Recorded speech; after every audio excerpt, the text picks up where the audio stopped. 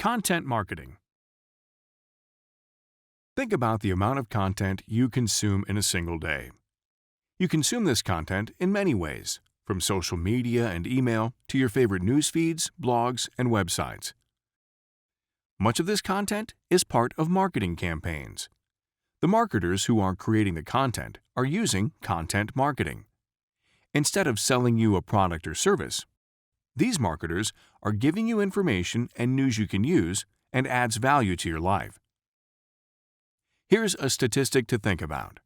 According to the Content Marketing Institute, customers use 7 different resources to do research before making an online purchase.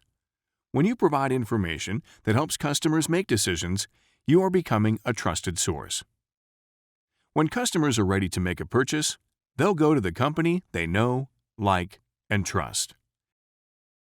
Now, let's take a deeper look at content marketing, including what kinds of content to create and how to promote it.